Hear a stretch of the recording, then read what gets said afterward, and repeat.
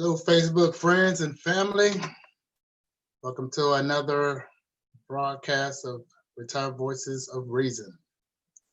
Look like myself and Law Johnson going to have it going on today.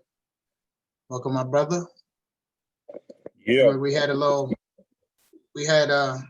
couple of events that happened last week. I guess somewhat of some type of importance. What you think?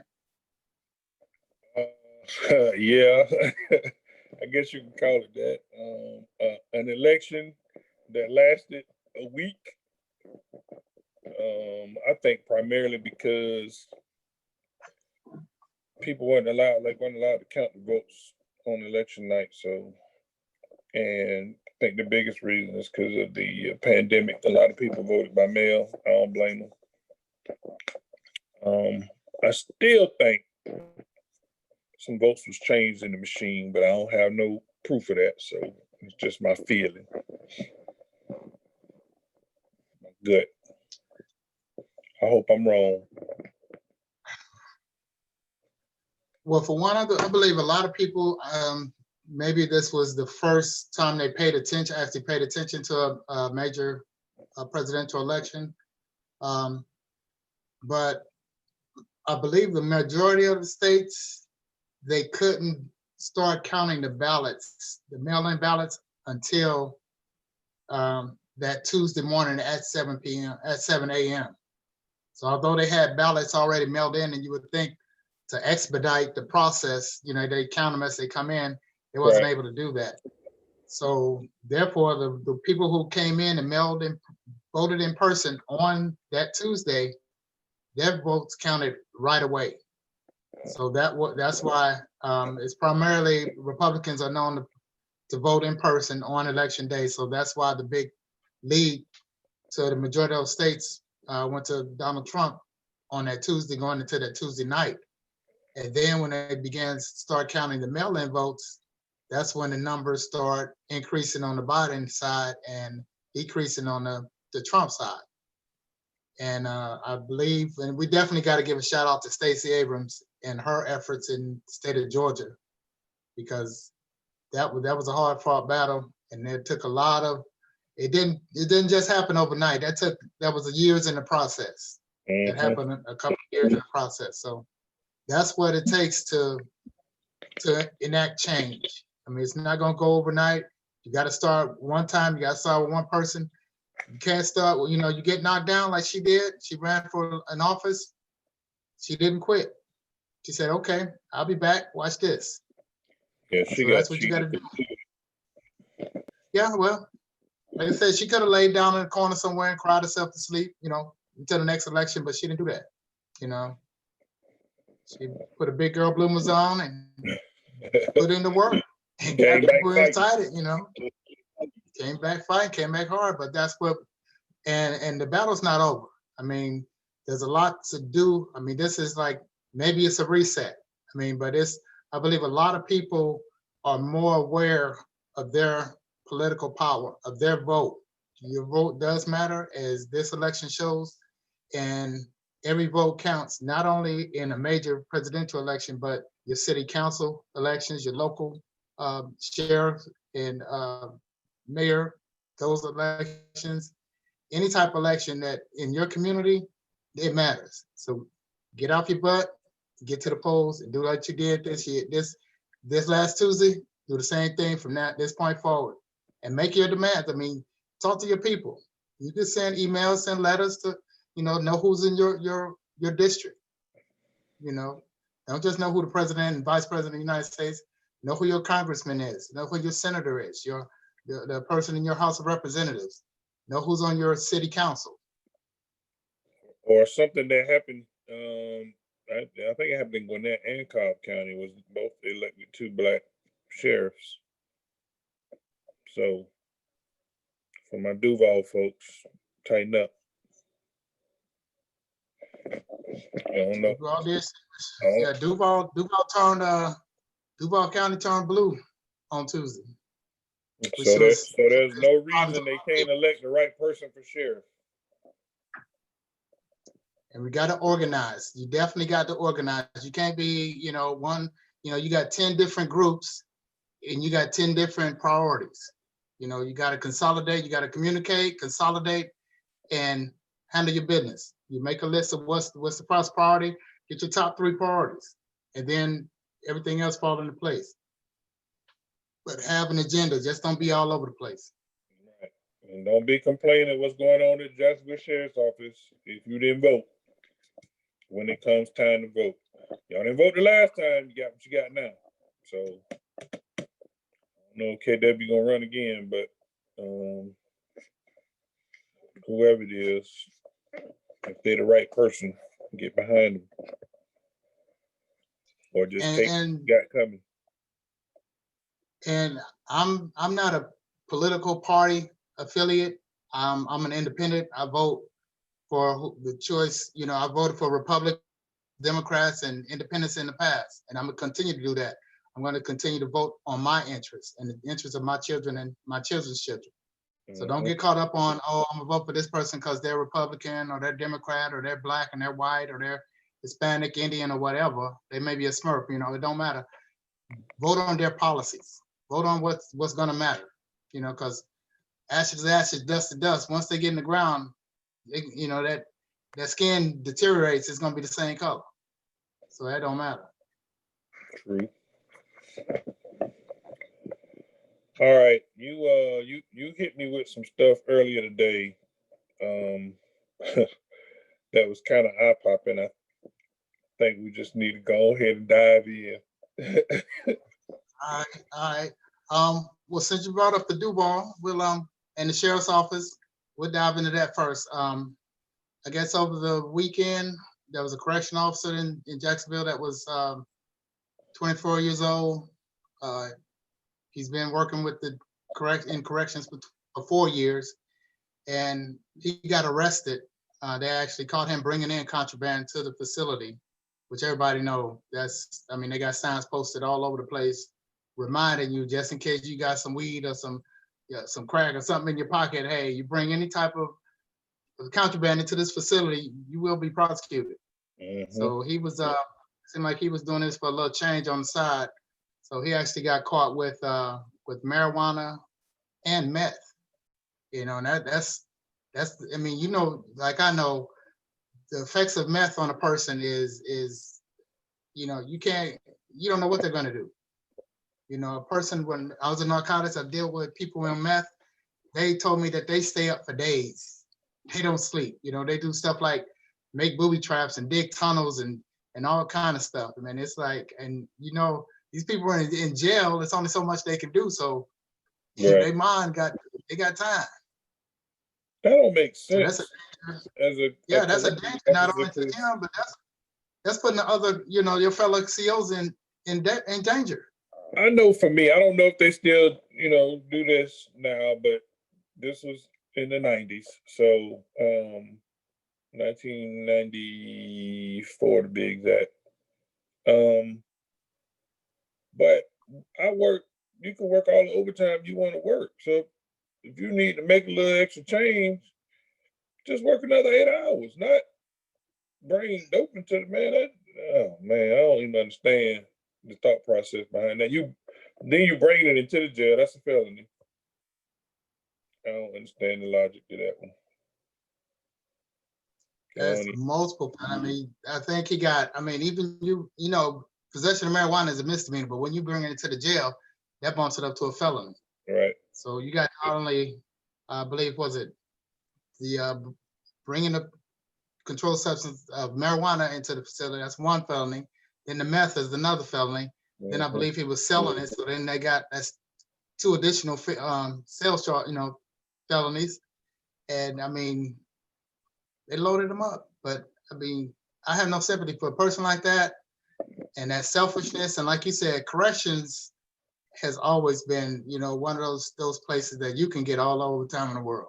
Exactly, because they always shorten. So always.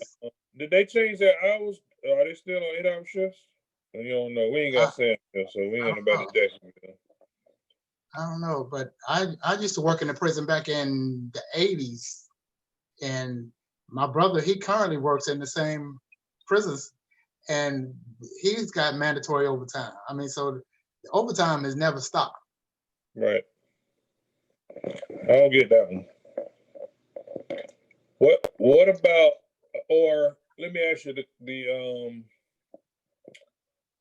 the stuff you sent me for the folks that was talking, I guess they was posting on Facebook about, was that from the election or was that something else? That's from the election. I'm going into this next subject about, well, since we're in Duval, and I'm sure this happens all over the country. With the incident, I believe it was on Wednesday night, a gentleman got killed by some detectives. They were in the vehicle, unmarked vehicle. I believe it was at 10 o'clock at night. They were parked in front of this house, waiting for some other detectives to show up to do a gang investigation. The man and his family, they had just, I guess, just prior to the police car pulling up, unmarked car pulling up, they had a guest that left their home and they drove off. And I guess about shortly afterwards, when the police car pulled up and they parked just right in front of the house on the street. And they were waiting for their other detectives. So the man asked the woman, hey, I thought that people left our house. I thought they left. And she looked out the window, she said, that's not their car. So he told her to stay in the house. He got his rifle, went out there to the vehicle, said, who you? Who that? Who are you? And then he hit the vehicle with the butt of the gun. And from what the reports say is that he pointed the gun at the occupants of the vehicle, which was at least two detectives, and they got out the vehicle firing, and they shot and killed them. Now, the guy was a convicted felon, which is strike one. And strike two, if this is, especially this day and age, and from the area, I believe it was off of East 55th Street. So, it's a lot of, it's kind of a, it's one of those areas. I'm not going to go out to the car and find out who that. I'm going to call the police and say, hey, it's a suspicious vehicle in front of my house. Right. And y'all come check it out. So those detectives, and haven't done that before, doing surveillance and doing, doing stings and meeting up with other detectives. It's not unusual to park in front of other people's, in front of a citizen's house while you're waiting on somebody because you figure, hey, they're in the house, they're not coming out. I've actually had people to come out and find out, say, hey, what y'all doing out here in my yard? And we show up, show our badge and say, hey, we're waiting on somebody, and we'll apologize. We'll go down the road to another location or whatever. But were they doing surveillance for something on that street? Because I can recall myself being on a stakeout, and I was parked in front of this lady's house. Actually, me and my partner was parked there, and so I went up to the door, and I was like, "Hey, look, show the badge. We the police. We in plain clothes and unmarked car. We're gonna be out here for a while, so don't freak out." But we were watching. We were actually a takedown car we were waiting on a burglary to happen down the street. So we weren't necessarily watching anything on the street we were on, but we wanted to let her know, don't freak out because we got this car out here that's running. It's the police.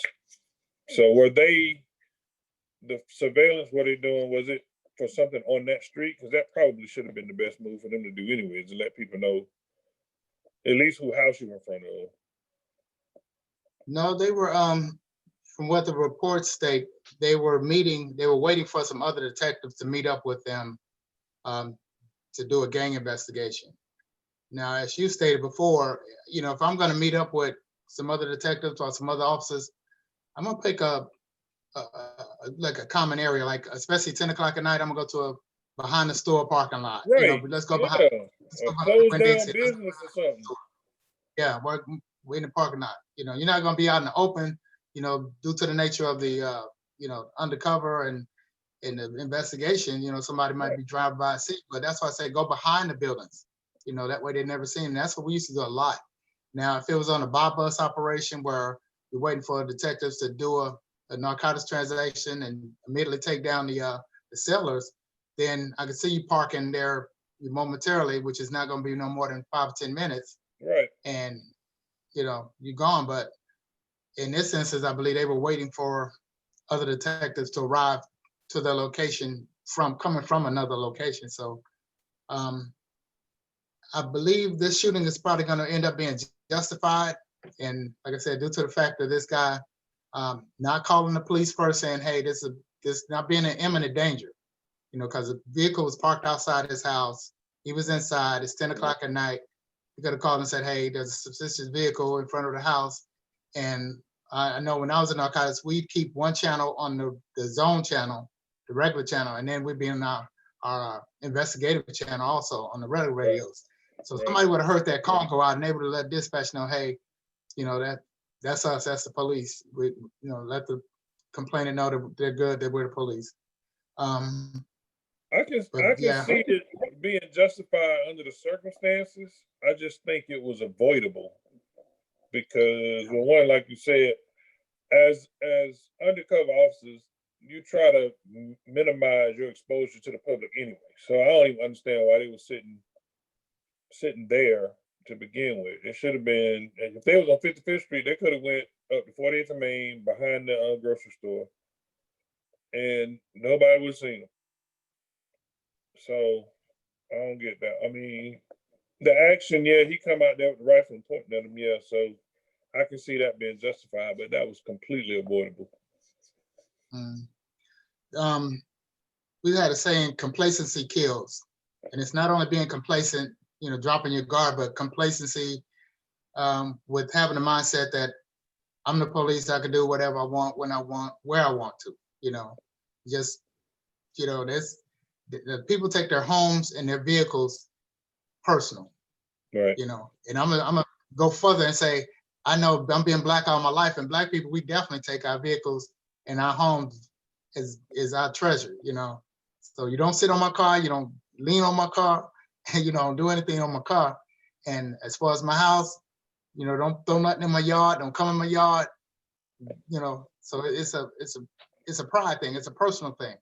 Right. So like I said, he might have been, I don't know what his mindset was, but and knowing that you're a convicted felon, going out there with a rifle, only bad things could have happened. Even if it wasn't the police, if it had been somebody, about to hit a lick on the house across the street from to rob it, and he shot, killed, he still would have been in trouble, because first, he wasn't supposed to be out there with a rifle.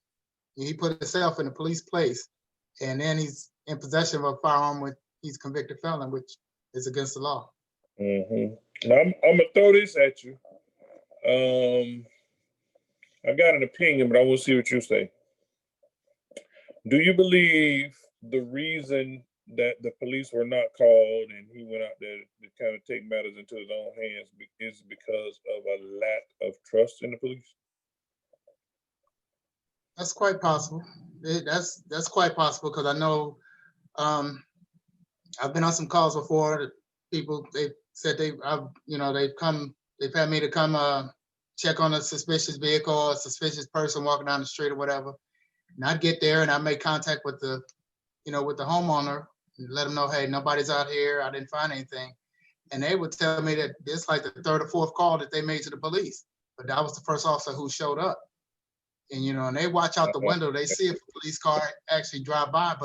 And I also know that there has been officers, and like I said, I know this from personal experience, that calls like that, they won't go because it's not, it's like, "Oh, that's just a BS call. I'm not going over there." By the time I get there, they're gonna be gone anyway. So, so they may just blow it off. That's one of those longer than me, Papa. I check it in service. That's what that is.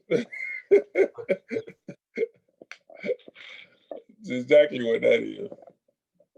Yeah, but so to our listening audience, I would definitely suggest that if there's a suspicious vehicle, a suspicious person outside your home or at your vehicle, make sure first thing you do is call the police.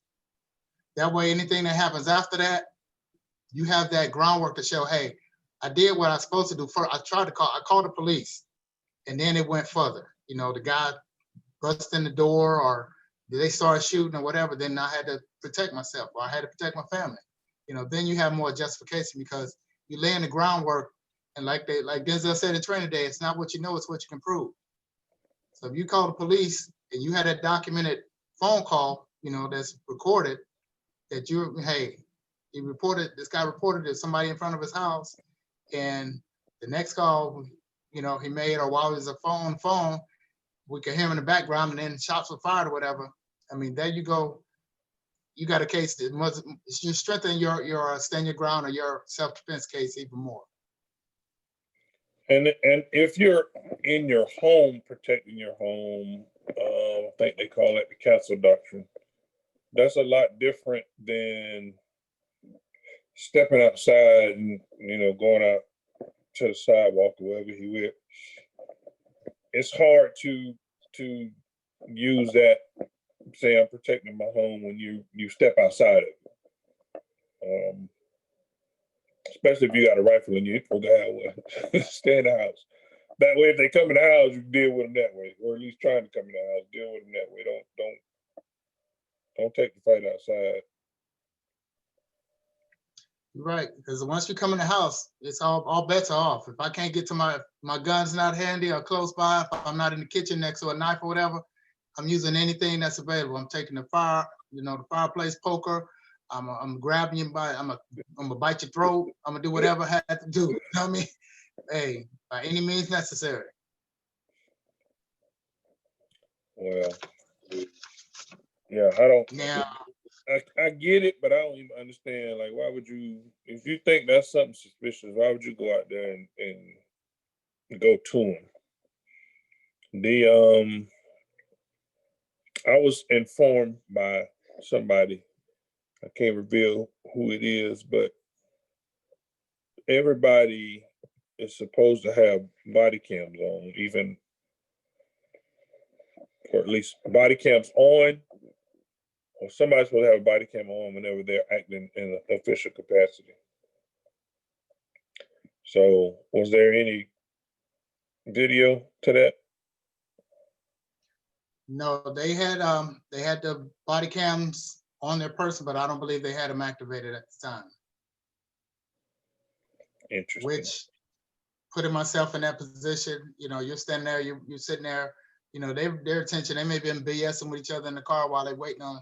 Next thing they know, they look up and then somebody's tapping on the car with a rifle in the hand. The last thing I'm gonna think about is turning that body cam on. Right. That's just being real.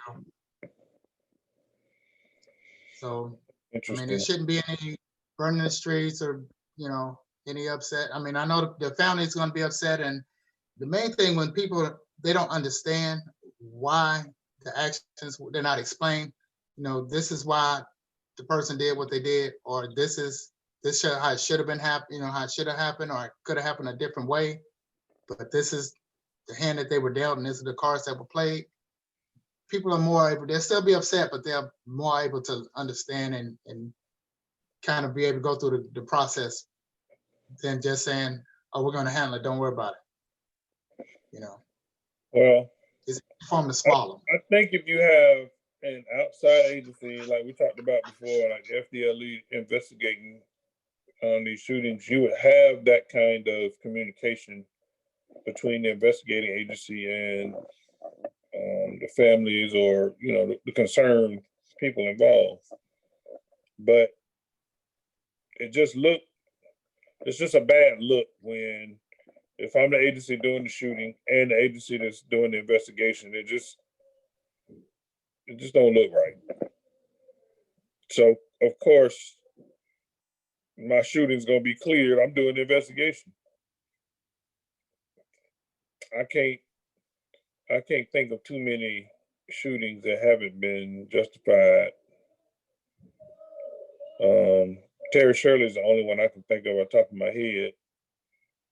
And actually his, in my opinion, was justified. But he got crucified for it. But generally, the standard that they go by, and the standard that the Supreme Court even of the United States even go by, is what an average officer reasonably would have done in that situation. Right. And that's kind of like that's the bar. You're not talking about a superhero type officer or officer who, who's barely hanging on by a thread, who can't, go to a dog complaint. But we're talking about just the average officer doing it. What would they do? And like I said, in that situation, I would also, a person approached the vehicle with a rifle and pointed it. It's game over. Well, using that same standard, which is the standard that I use when we were talking about the stuff going down with Breonna Taylor's situation, it's reasonable to return fire when you breach a door and you come in and you take on fire. It's reasonable to return fire. It's unreasonable to shoot the house up and you end up shooting the person that ain't even shooting at you, and do absolutely nothing to the person that was shooting at you. So that was my standard for that. So, but we talked about that over and over again. But yeah, that's the standard. If you lined up 100 officers, with 100 officers do the same thing. And an officer doesn't have to wait to be fired upon. You don't have to wait to get hit before you return fire, or before you go into action mode. If somebody used to, you can read body language and you can anticipate, if they made a verbal threat and they move toward me, then that's all it takes. I'm gonna put them hands on you. Absolutely. And I think that's what. And I think at one point I read a study that they interviewed inmates in a prison that committed assaults on police officers, and generally they were in prison, so these were violent assaults, including murders of police officers. And they asked them, what did they look at, or what criteria made them choose to fight that officer or shoot that officer? And almost 99% of the people said that they looked like they can take them, that they didn't have that demeanor, that they were in control, or they were, that they were confident, or they have their situation awareness and they knew what they were doing. They kind of had a Barney Fife look to them, on appearance to them, kind of,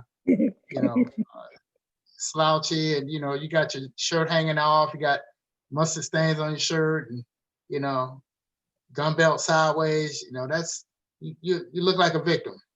So if you come up, you got your clothes straight, and in the military, we had military press. You got your shirt tucked in and got it tight, got your pants, got the gig line with your belt buckle and everything tight.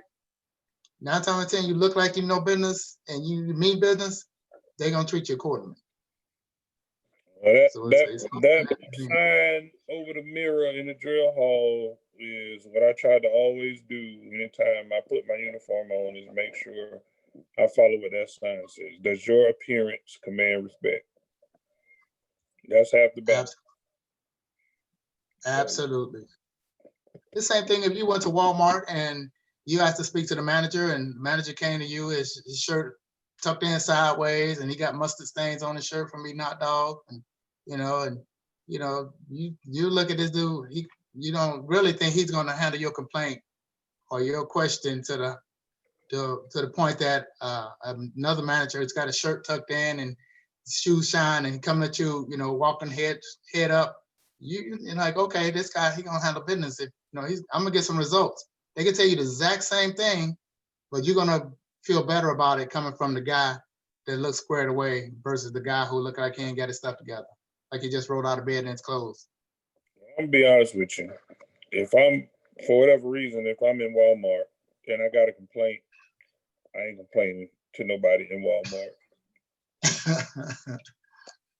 That's just fruitless. I can complain to somebody in Chick-fil-A. I can complain to somebody in Target. I ain't complaining to nobody in Walmart, man. Whatever, I'm gonna charge it to the game. All right. So, and I appreciate our members, because like you said before, that we get a lot of our content for our broadcast from them. And we had a very good member who's very participant, they participate a lot. And they had made a post. and it's regarding this past election, and this kind of segues into what our next topic is. This is the one about the Arkansas police chief resigns after calling for violence against Democrats.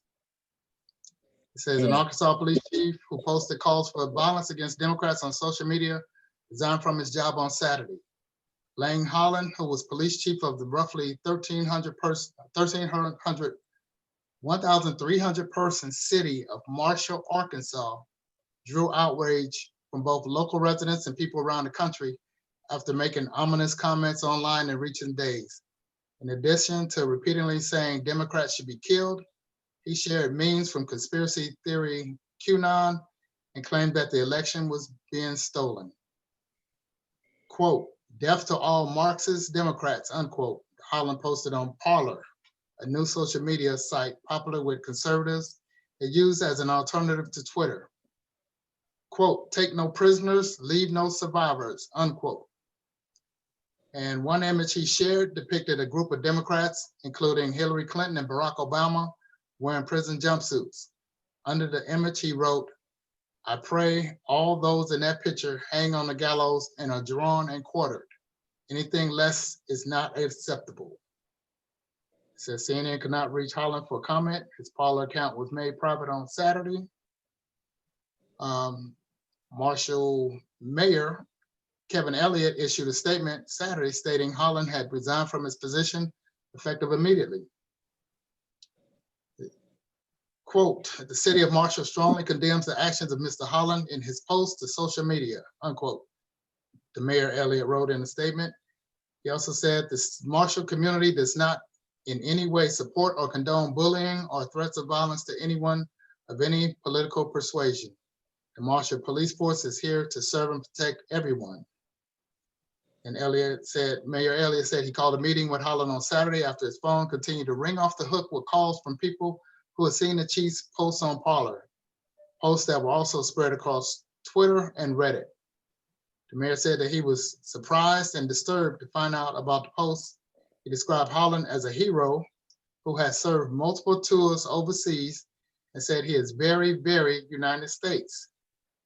But he said Holland's social media posts were out of line. Quote, "It's not acceptable for the city of Marshall," unquote. Then he said, "We don't care if you're Republican or Democrat, you're a voice and you have a right." Holland also made national news earlier this year when he publicly refused to enforce the state's COVID-19 mask mandate. Now, I looked into, now the site he used was Parler. And since the election, there's been several social media sites that's gained a lot of new members and new users because Twitter, YouTube, Facebook, they have moderators and fact checkers, and they have censorship. The first one I looked at is the top three that I looked at is one called MeWe. It was founded in 2012, and it's supposed to be direct opposite of Facebook. It attracts those who was kicked off of Facebook and Twitter and other social media for policy violations. Usually conservative groups are on it, but mostly most popular ones using it have extreme views like white supremacy and conspiracy theories. And those are people that they kind of cater to. The next one is called Gab. And Gab was launched in May of 2017. And it's known as a safe haven for extremists like neo-Nazis, white supremacists, the alt-right, and those banned from Facebook, Twitter, YouTube, Instagram, and other social media. Remember the Pittsburgh synagogue shooter in, 2018? His name was Robert Gregory Bowers. He posted immediate intent to do harm right before he did the shooting on Gab. He also had a history of making extreme anti-Semitic posts on Gab. The site has attracted neo-Nazis, far-right, and alt-right, personnel banned from Facebook, Twitter, Instagram, and other social media. Gab has a high volume of racism and hate speech. And they also have high-profile users like white supremacist Richard Spencer, neo-Nazi Blair Cantrell and Neil Erickson, and Ann Coulter. They also have no moderators, no fact checkers, and no censorship. Now, the one that this ex-chief in Arkansas just used was Parler, and the one who came up with Parler was this guy named John Matz, and he came up with it and he launched it in 2018. And initially he called it Parlay, but everybody started calling it Parler, which everybody know Parler as being, back in the day, Parler was where you socialize and where you have conversation at. Right. Kind of back in the good old days. Now, Mr. Matz is 27 years old, and Parler grew expeditiously after conservative, and you probably know this person, conservative Candace Owens tweeted about the site in December of 2018. 40,000 users signed up and crashed the site at that time after she tweeted about it. Then it surged again in June of 2019 after about 200,000 accounts from Saudi Arabia signed up for it after they complained about being censored off of Twitter. And most of them were supporters of Prince Mohammed bin Salman, which you remember was the Saudi prince who had the people to go chop up the journalists, Right. put them in the case. And then, and this occurred after the George Floyd protests. And in May of 2020, after Twitter flagged Donald Trump's tweets, they had a bunch of people that went over to Parler. I think President Trump mentioned Parler after that, and then a lot of people joined the site then. We have high-profile users that use Parler, like Devin Nunes. I know you're sure you remember him from when Trump first got inaugurated. He went running to the White House with this information about what the investigation was going on, passing on. That was a California senator. They also have Dan Bongino. I know you've heard his name before. Yeah. One of our friends like to post about him. Mm-hmm. And Mr. Bongino also has ownership in Parler. Let me ask you this, or let me throw this out there, because I've said this a while back. I believe it, and I think it's always been this way. Now, this is somebody that was in a law enforcement leadership position, so there is no doubt in my mind his views were passed down to those who share his views within his agency. But so when people have issue with law enforcement, it's based on this thing right here, is that you have law enforcement officials that are racist, and they are dealing with people of color of all different nationalities, and they treat them based on their racist beliefs. I believe that with my heart, and it'd be hard to convince me otherwise when we have these little spots of things like this that pop up. And I don't believe those are isolated scenarios. Those are just people that happen to get caught at the time, like the officers in North Carolina that was, I mean, you can find things like this all over the country, and then you'll say, okay, or people will say it's just this one officer in this agency or this, but it's not. It's an entire thought process that's held by people in those positions. Not all, but too many. And so there are some times when those actions that come out like that will come across as you only did that because of the racist belief that you hold. Or you only dealt with this person this way. And so that's where all the angst come from people. And the biggest issue for me is law enforcement is not willing to at least accept, hey, you know what? We do have a bunch of Klan members that are carrying badges. And in order to change anything, that's got to be rooted out. Because they've always been in law enforcement. It's just back in the day, they wore hoods to cover up who they were. Now they've been empowered by an outgoing president, so they don't have to hide no more. They can be out with it. They don't care no more.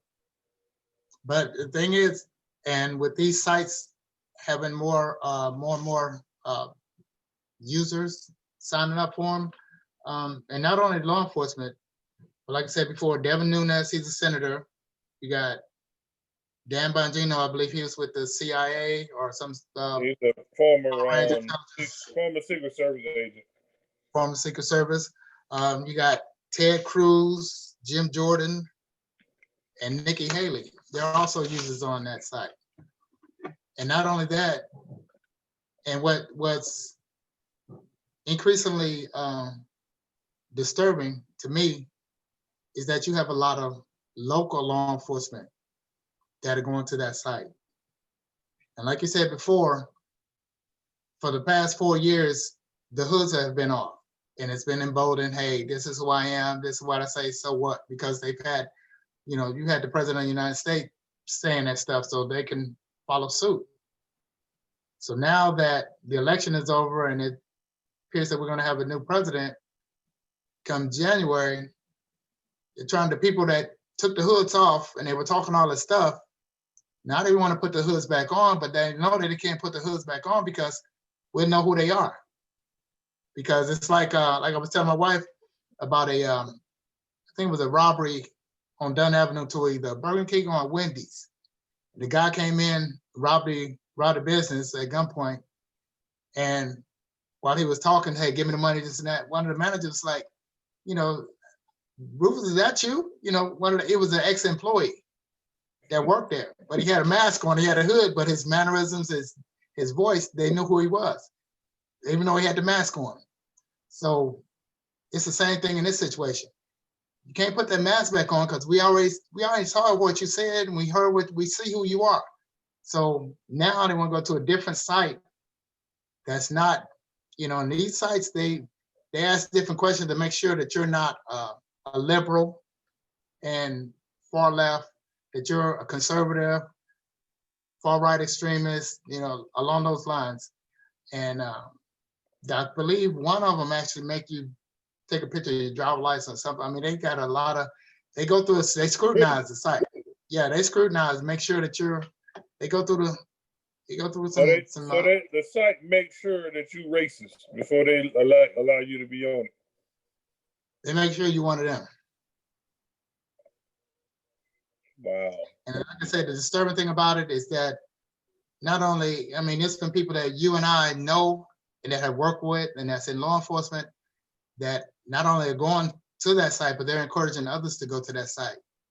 So the things that they can say on Facebook or have been saying on Facebook, and I guess now that it's not, they feel like they're being censored. I've been, me, my posts, I've never, ever been in Facebook jail. I've had some of my stuff, covered saying, hey, this is graphic or whatever, and it's, you can't dispute the truth. If it's the truth, it's the truth. Right. So I've never been in Facebook jail. But I'm gonna speak, I'm gonna say the real. So there's nothing I'm gonna say that I'm gonna try to hide behind anything. I'm like, yeah, I said it. Do I need to explain to you?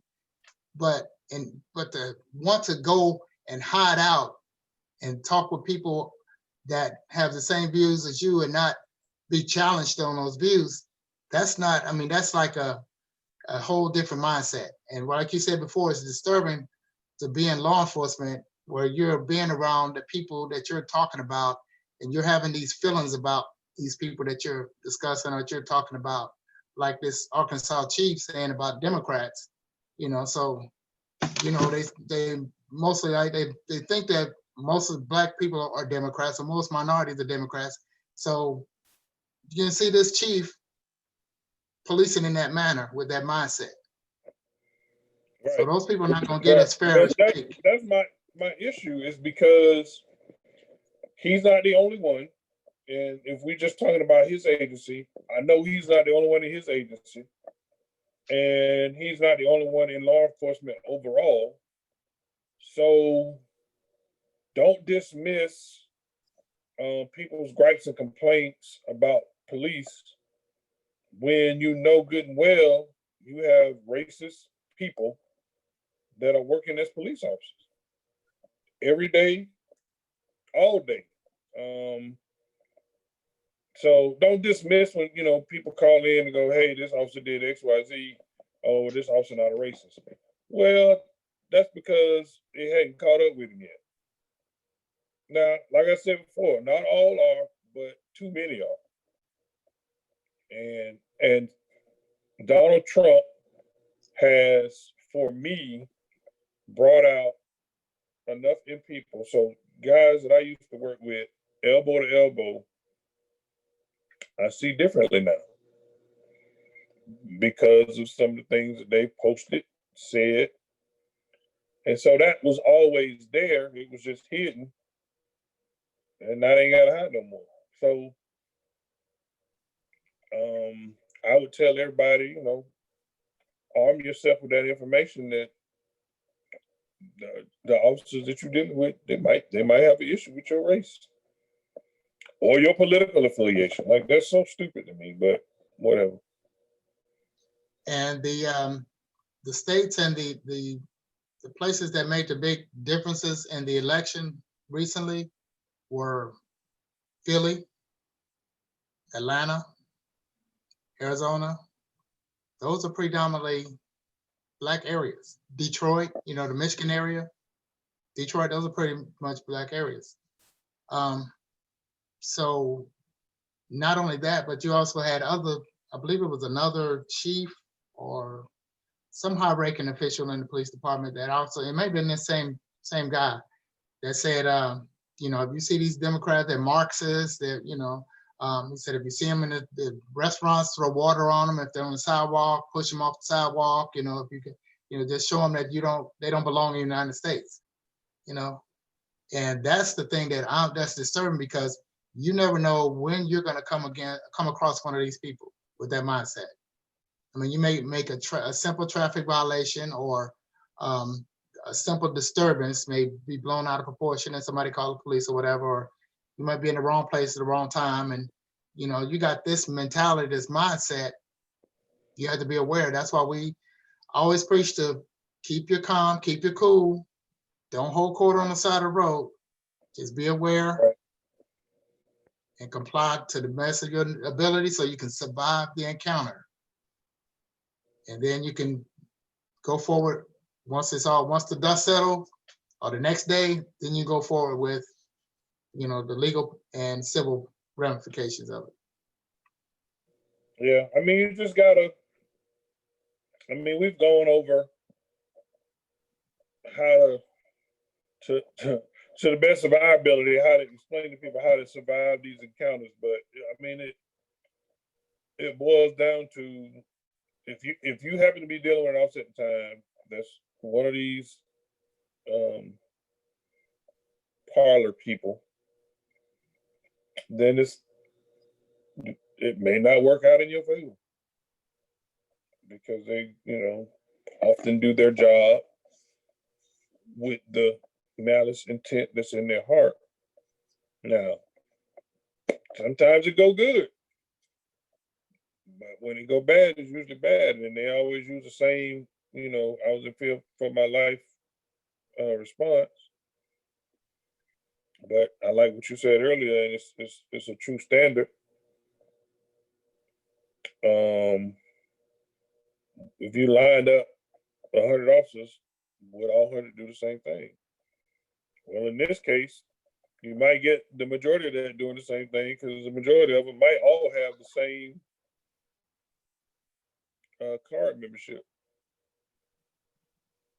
I guess the Klan still have card membership.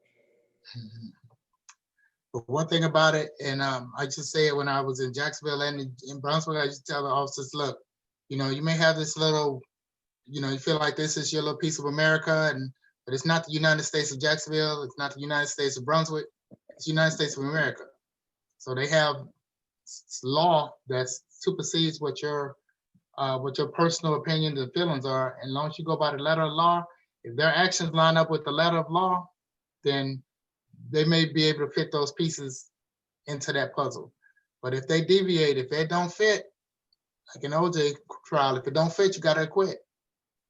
You know, and the way you hit them in the pockets. I had a person, somebody posted earlier today on Facebook that they was having problems with a police officer, and I guess there was I don't know if it was a neighborly dispute or somebody in this area or whatever.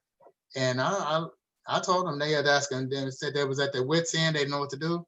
So I told them what to do. I told them, look, first thing you do is you document what happened, then you go down and you file a formal complaint. And during that complaint process, there should be a policy that they must investigate it, and in which they should have to interview you. And then once the end of the investigation has concluded, they have to let you know what the results are. So either during or after that investigation, get you a civil attorney and get your money. That's what they learn. Hit them in the pockets. Might as well get paid. If you got to catch hell, catch a few stacks in the process.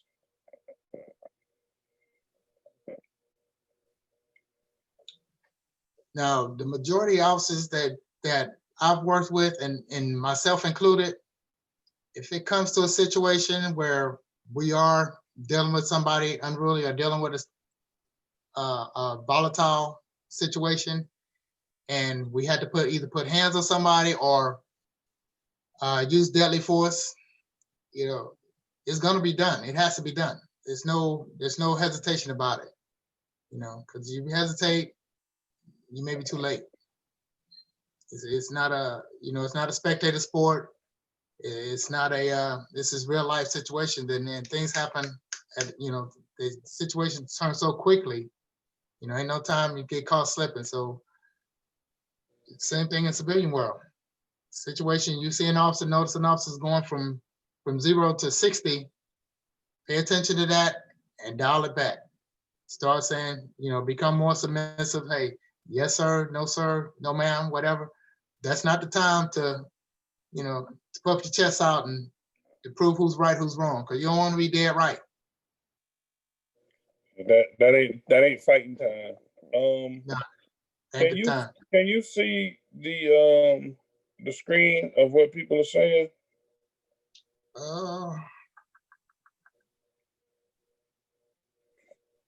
Let's see. I only have 4 things up here, and it looks like they're talking to each other, not us. We have Breathe. Kennedy saying, I believe as well, law enforcement creates situations so individuals will respond in a certain way, so they have an excuse to use deadly force, etc. I wholeheartedly believe this. And in some situations, like I said, they may be trying to bait you, but don't fall for the okie doke. You know, like Law said before, some situations you may not have any, I mean, you've done everything you can do, but still they're gonna make their choice, their decisions. They got to live with that, and they got to deal with that. As long as you've done everything you're supposed to do at that time, and like I said, you play chess, not checkers. You think long game.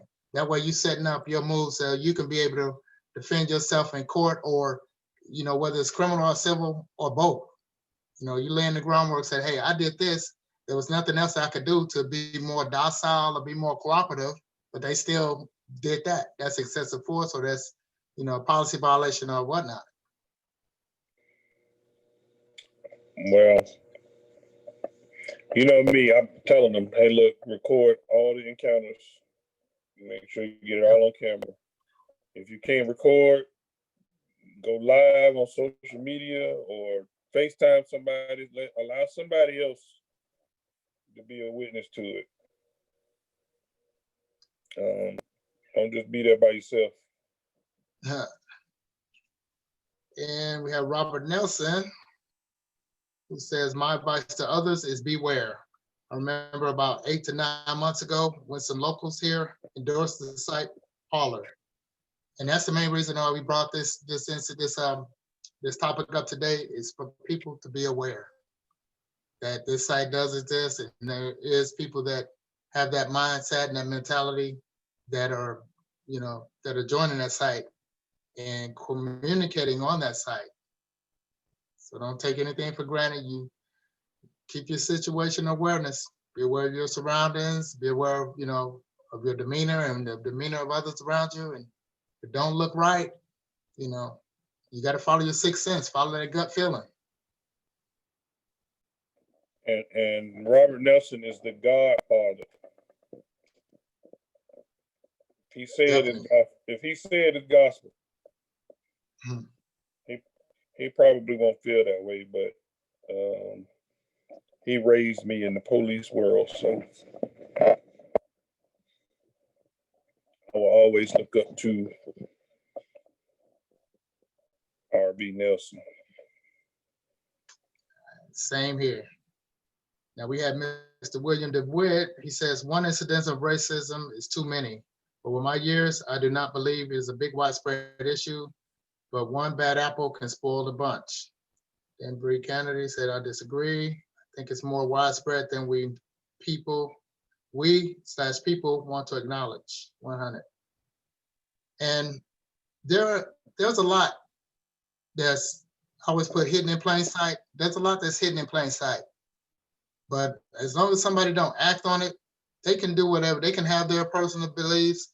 I can look at somebody and I can tell they may be straight up. They may have on KKK draws. I don't care. As long as they don't do anything personal to me to affect me, they can keep on with their business.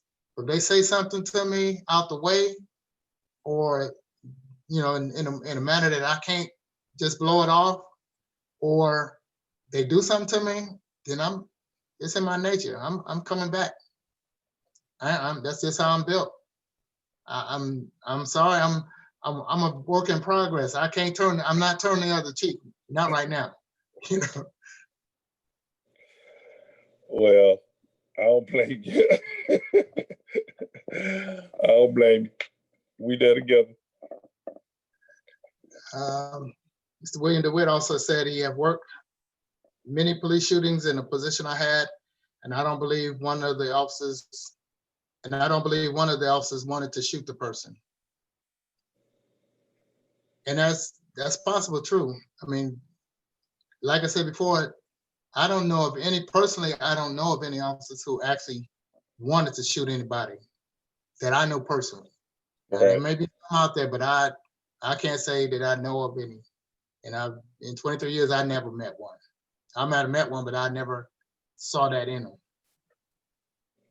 I don't think nobody's ever gone to work with the mindset, I'm gonna shoot somebody tonight or today or whatever.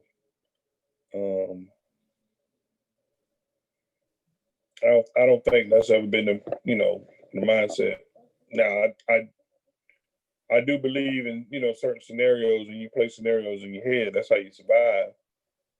But there are, I think, things that people may think about. If this happens, I do this, et cetera, et cetera. But I think that's more survival than planning or plotting to actually try to shoot somebody. No, I believe Bree responded to a comment that you made earlier. She said to Law Johnson, they kept it hidden, but now they feel empowered to say and do what they want. I agree. The president helped them come out the closet. And I also concur with that. Yeah. It's like I say, it's the uncomfortable truth. I mean, you put your hand in the sand if you want to, but it is what it is.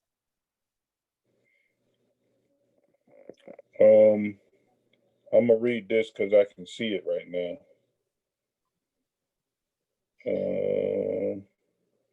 How can racist law enforcement be rooted out? What can be done to stop this systemic killing of Black people? What you got? I believe it starts, like we said before, it starts with the culture. When you see something as simple as an officer talking to an adult like they're a child, that's when they need to be put in check. You know, you talk to a person respectfully. You're not judge, juror, and executioner as a police officer. You're in there. You're out there to enforce the law, to serve and protect your community servant. And the worst thing you could do, and like I said, I've been Black all my life. The worst thing you could do to me is disrespect me. Because once you come out disrespectful, the wall come up, and I mean, everybody ain't like that, but I know how I am. I know who I am. And Right. the wall gonna come up. I'm gonna like, hold on, who you talking to?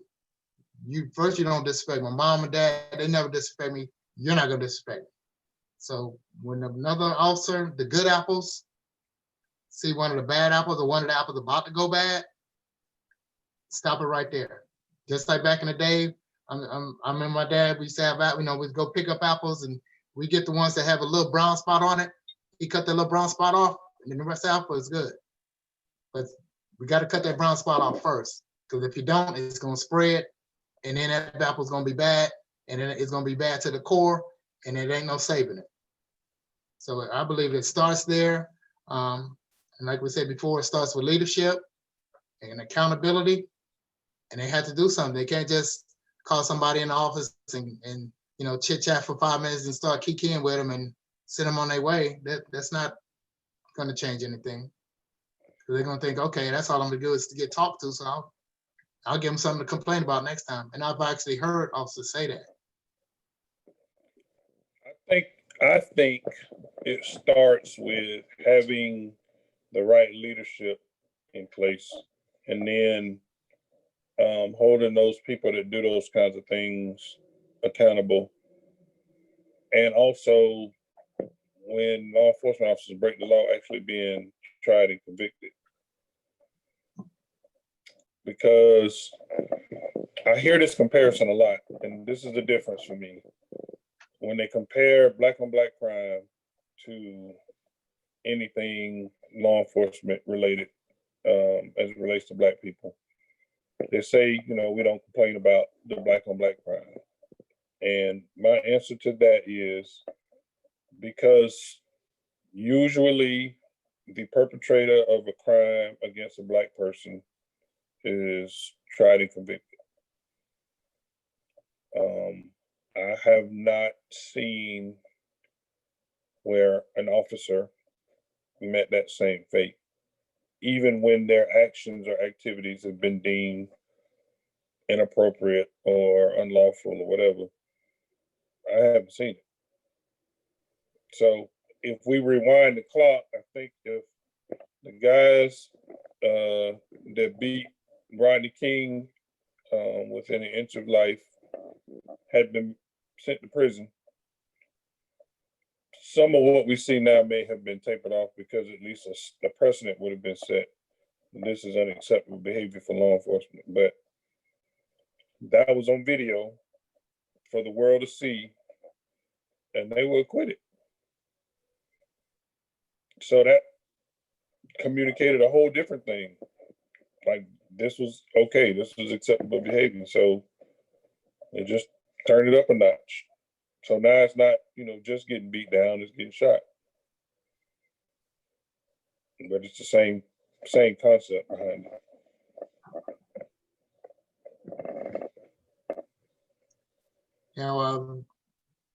William DeWitt said there are two-way complex issues. Everyone needs to learn some respect. And I agree with everybody needs to learn respect. They need to give respect. You can't give respect without getting respect. I mean, I don't care what a person's job title is. I'm gonna respect them.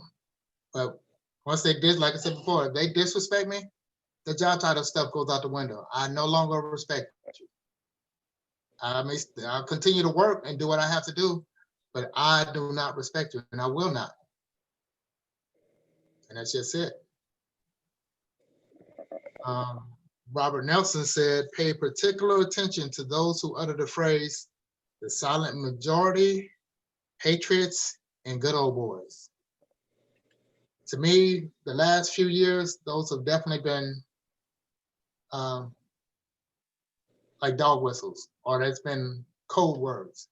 It's hidden in plain sight because people would do things under the guise or under the flag that they're a patriot or they're good old boys, or we're the silent majority. We'll rule. I mean, that's what that's all you heard up until the election was going to be the red wave and the silent majority. People going to come out the woodwork at the last minute and this and that. But Pete, like I said, hidden in plain sight. A person, they may say one thing, but they'll do another. And if they saying something and they say, I'm a patriot, and they believe in God and country and this and that, but then they're treating their fellow men like this, or they're treating the fellow female, or they disrespecting people, that's not being patriotic. Well, That's not you saying fellow as if they see others as equal. They don't see you as equal. So that's part of the problem right there. So we're not considered equal if we don't. Now, you can be equal up to a point if you share their ideology. So they'll accept you up to a point. But there also is another point to where they'll reveal to you, what you really are, where you really stand, even though you share their ideology. Because we had a sheriff in a little situation a few months back, and they showed him, yeah, you with us, but you ain't us. Mm-hmm. Can't do what everybody else do. Right. you with us, but you ain't us. I have Bree said to Richard Garrett, we all know that there are situations where you can do all the right things and still die. I don't believe bad officers listen to good officers in the heat of their bloodthirst rages. And you got a point.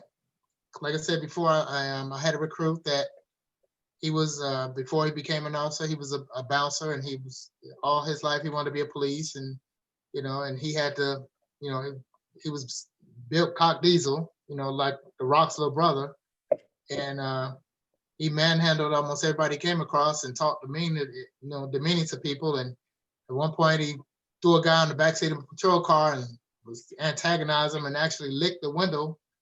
And I put him in timeout. I like, look, and I mean, this guy, you never change his mindset. He actually ended up getting on his own, and he ended up getting let go. But some people you can't change. And like you said, a person like that, they got that rage, that bloodthirst rage in them, or they got that mentality, I'm the police and you not, you can't change that. You can't change it. But you can document it, you can report it, which I did. And, eventually those things added up. And like I said, I tell people all the time, it's not written, you can't prove it. You got to have documentation. And a lot of times you know how to play the game. And I learned a long time ago, the game is documentation. Because you can say, well, I've seen this, and persons, all these people seen it. But when you get your witnesses, somebody might get to your witness and have them change their story, or we can send it so many times that they get amnesia. Oh, I don't remember, But the night it happened, or they right there in your amen corner and be like, yeah, I'll tell them, and now I've seen this and I've seen that, and yeah, I'll be the first one down there. Yeah, you got to get them when something like that happens. You time down right then. Get documented, make them write a statement, or get them video record their statement right now. That's even better. Let me ask you this, because you did that. Did they make any changes to his situation or your situation when you reported what was going on? Because you could have easily got done like Christopher Dorner. And I asked that question because I can recall having a recruit that he wasn't like that, but he had other issues that let me see, okay, this guy's gonna be an issue. And I put all that in my DOR because I had him for phase 3 and I wouldn't let him go to phase 4. I wouldn't recommend him for phase 4. But they overrode me. The FTO office overrode me. Now, 5 years in his career, he got fired for doing some stuff, but how many people were negatively impacted by that officer during those 5 years when that could have been avoided? Because I, as his training officer, said, no, he's not ready to move on as a solo patrol officer. Yeah. Like I said, I knew how the game was played. And you know how, a lot of the police departments, when they get a recruit to that level, he's been through the academy, they've got all his equipment, and they've invested this money in him. And what they say at that point is, we need a body, So that body kind of overrides what is going to happen until it happens. So what I did, I documented. I knew more than likely they was gonna go and put him on his own. Like I said, I covered myself. I dotted my I's, crossed my T's, and said, hey, this is what it is. Now, if you out here riding solo and I see you come across, you do something wrong, you know what I'm gonna do. I'm gonna report it, right? First, I'm gonna get in your ass, then I'm gonna report it on top of that. Point blank, period. So I never had any situation that happened when they got on their own. Nothing ever happened around me. Well, that's just interesting that you would listen to, but because like you said, it's when they get to a certain point, they just want to get them out on the street because they need the bodies. But like I said, this particular guy, within 5 years, he was fired anyway. And how many people within them 5 years did he mistreat? Or, how many people's lives were ruined or whatever. And that could have been avoided. And what is the program for other than training officers if you can't catch one that your training officer goes, okay, this particular person don't need to go forward? And it's documented. Because this is something that JJ brought out on that town hall with Rob Nelson a couple weeks ago. Mm-hmm. There are a lot of Black officers that get washed out of the field training program under those same circumstances. So it does happen. We've seen it with our own 2 eyes. Oh, they trying to get rid of me when I was in training for my last phase. I was never, when I got to Jacksonville, I had been there maybe 6 months before I got on the street while I was in the academy. And I knew nothing. I lived off of Harts Road. So I knew nothing about Jacksonville hardly, except the major streets. So my last phase, I was in Mandarin. And you know how far Mandarin, how widespread the calls are in the South Side Mandarin area. And so on my reports and when I came to the end of the phase, they was talking about rephasing me or me not making it because they said I had difficulties finding my direction. And I was like, well, I think I'm doing pretty damn good not being from Jacksonville. So I was like, the sergeants were like, oh, you're not from Jacksonville? I was like, no, I just got here about 6 months ago. It's like, oh yeah, you're doing real good. So they, so that was a non-factor after that. But like you said before, something like that had even, it's a lot of people that's in Jacksonville that have never been on the other side of Jacksonville. Right. So something like that would have knocked me off, would have. Your ability to find an address has nothing to do with your ability to be an officer. I mean, and you talking about an area where you were training, that doesn't mean that's the area where you're going to be working. It's completely different if you work in an area, you've been there for a while, and you still can't find your way around. That's different. But like you said, it's little things like that for the wrong officer, they'll try to wash you out of the program under those circumstances. the situation I had was the dude just, he wouldn't listen to nothing. So, given your scenario, we got a call somewhere, and it was one of those streets where it has a dead end, but in order to get to it, you got to go down another street and then come back up to go. So it was one of those situations, and I told the guy, look, don't worry about trying to figure this out. I'll tell you where to go, because it's like, you got to know this isn't the 1020 book gonna mislead you. I don't need you to tell me nothing. I'll figure it out. All right. So after riding around for about an hour, I'm like, hey man, we got a call to go to, and you riding around for an hour trying to find it. What's the deal? Yeah, I'm looking at this book. I tried to tell you, the book mess you up. You have to actually know. I know what this is. You actually have to know this. So stuff like that.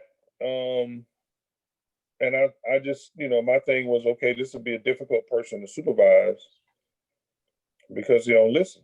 You think you know it all. And like I said, 5 years into his career, he was fired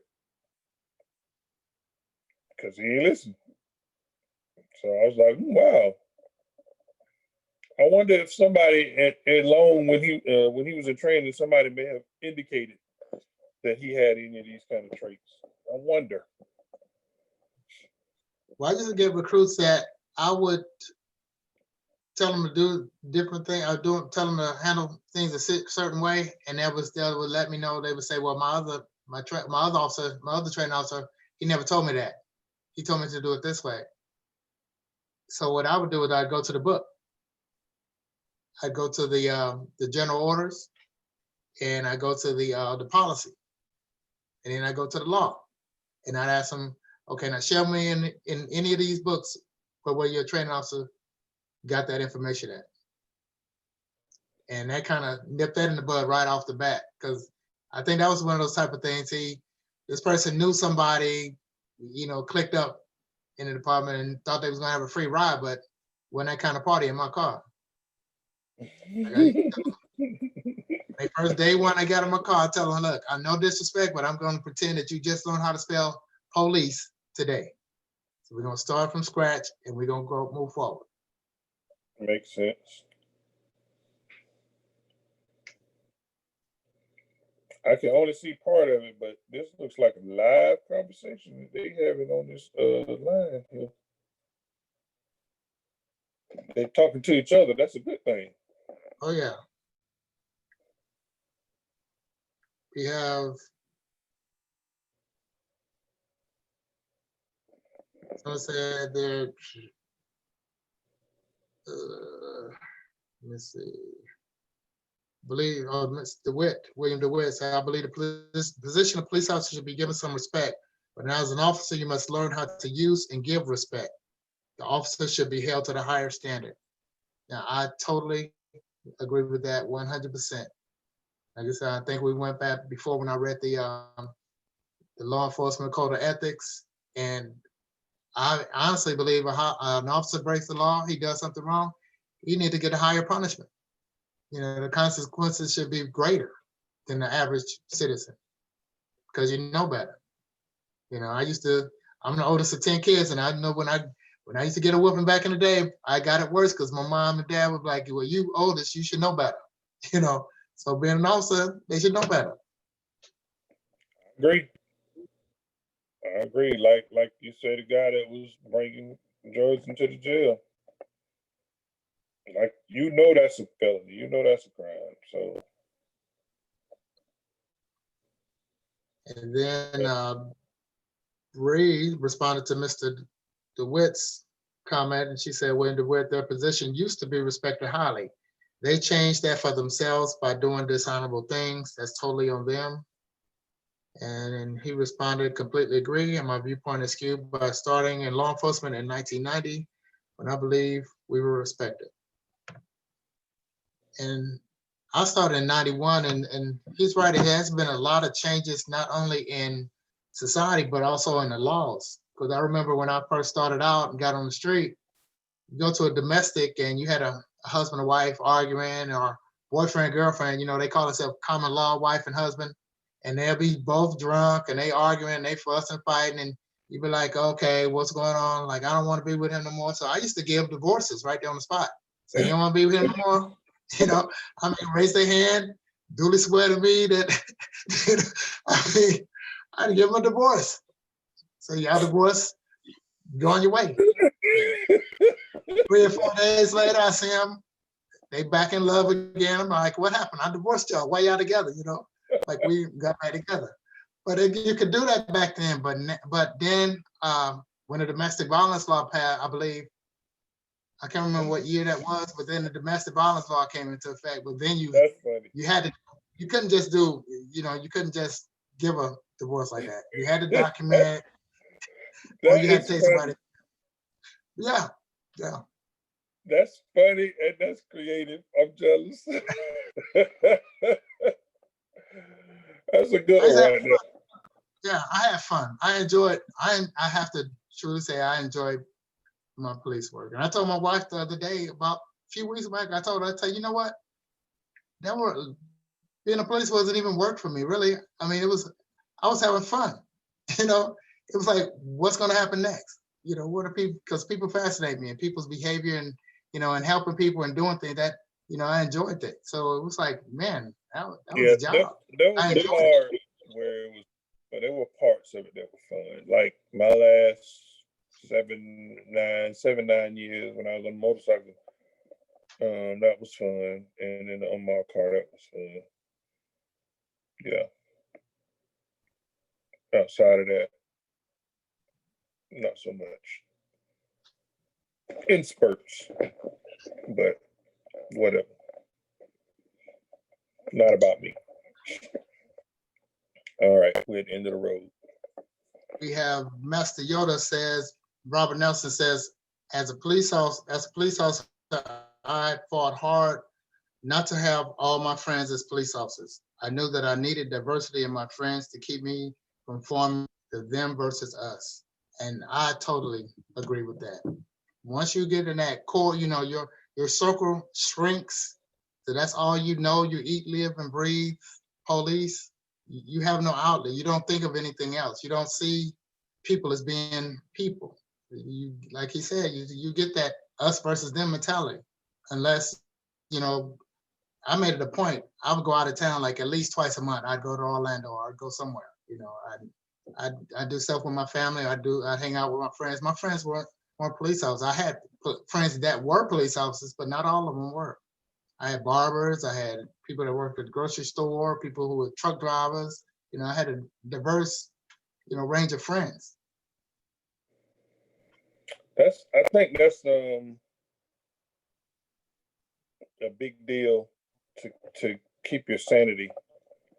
If you always surrounding yourself with just people that do what you do or think like you, and that kind of goes back to what we were talking about earlier on, with people with the same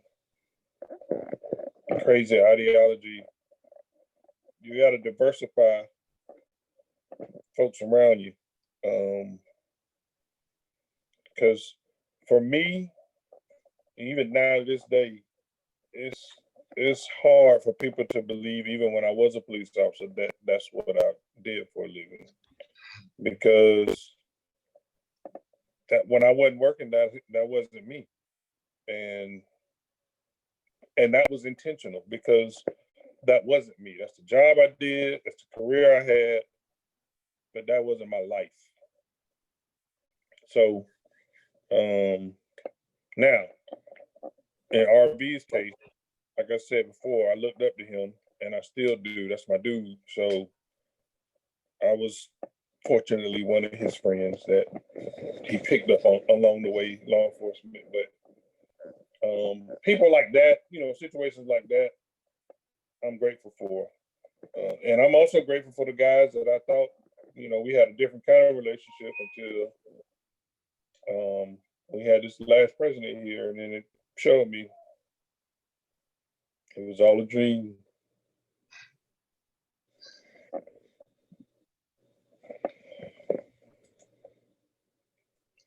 RB said, I believe that Ninja Squad took that thing to the next level. Yeah, Facts. I definitely, well, I was already creative. And like I said, I did that before I even got to, that was when my first couple of years on the street.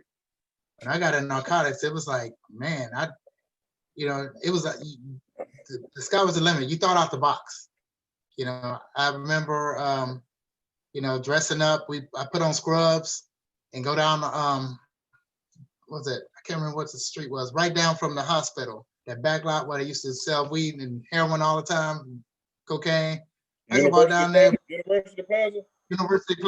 University Plaza. I parked the car, walked through there, and tell them I was on my break. I need to get a little something. I would buy weed, buy powder, and broke people off like that. We had detective. I mean, that was fun about the narcotics division.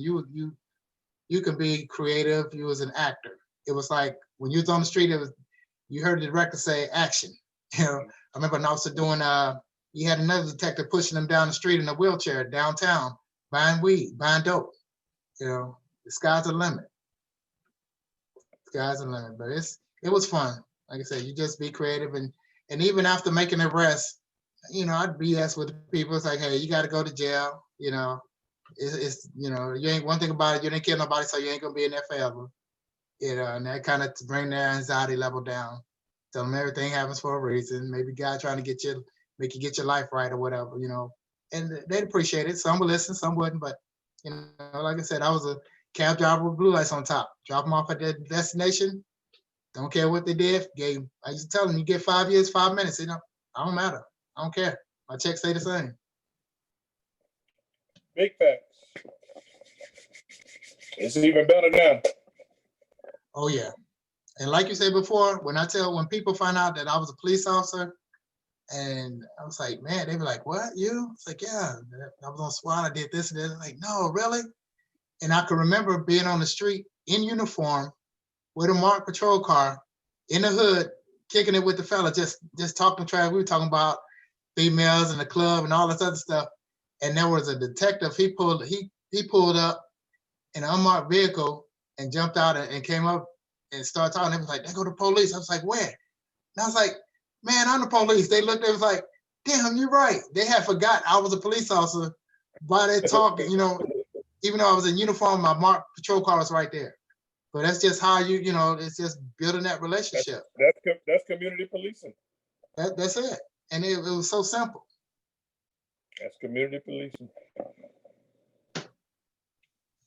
And everybody don't have that trait, and everybody don't have the desire to do that. So, but until we get back to that, we're gonna continue to have some of these same issues we got now. But as long as we can, we'll be here to try to make sense of it all. I guess that's our role right now, to try to help people make sense of it all. Well, since the elections are over, now what we need to do is hold people accountable. You put people in office, you made your vote, you did your part. Now you need to hold people accountable. You need to demand change. Don't go in there asking. There's a difference between you going there and when you're hungry, you ain't gonna ask for some food. You're gonna demand, like, hey, here's my money, I need some food. If you see it on the counter, they can't tell you, well, we ain't got none. It's right there. Here's my money, I need some food. So we see it there. We see what we need, and we know what we need. We know what we want, and we got to demand it. We got to hold people accountable, or get a coalition, strengthen numbers, and we need to make it happen. All right, bro. It's 9:05. All right. Well, I think that was my positive note for the day. I'll put it on you. Positive note for the day. Let's see. We already voted. That's done. Got to vote again in Georgia. Got to. 2 more Senate spots. But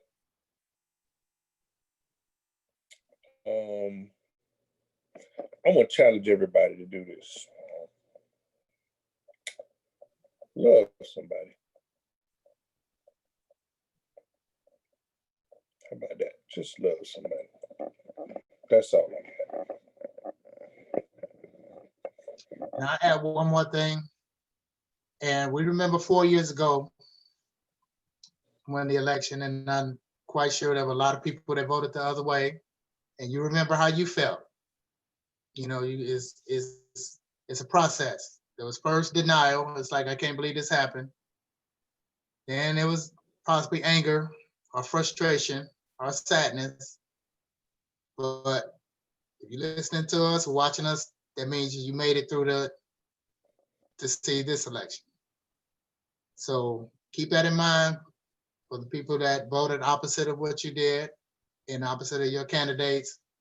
You know, Peter, you know, we've had a couple of days. I made a couple of posts, couple of memes, had a little, you know, it's just like a sporting event to me.